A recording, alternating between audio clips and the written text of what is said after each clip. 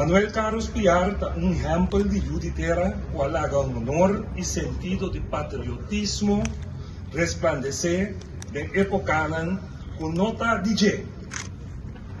Awe não está cosechando ainda, o qual é a sembra para nós. Por mencionar com orgulho que na cidade de Bolívar, na Venezuela, quase todo edifício a queda honrar no nome de Manuel Carlos Piar. Maneira uma brigada de infantaria, bombeiro hospital, carretera, diferentes escolas, plaza, museu, grupo de scouting e até aeroporto internacional.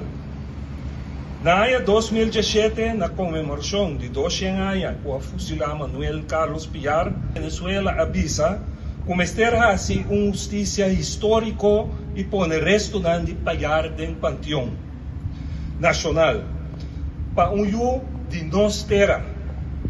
Para motivo que não poraya o resto de Piar, alant uma comissão com o nome de Piar al panteão.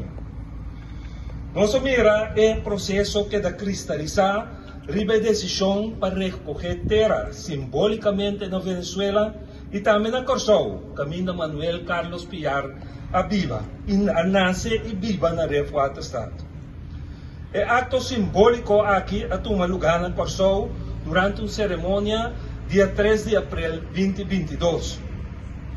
Cônsul da República Bolivariana de Venezuela, senhora Marisol Gutiérrez, junto com o senhor Marlon Regales, aí vai ter aqui simbolicamente a cidade de Bolívar, na São Félix, Venezuela.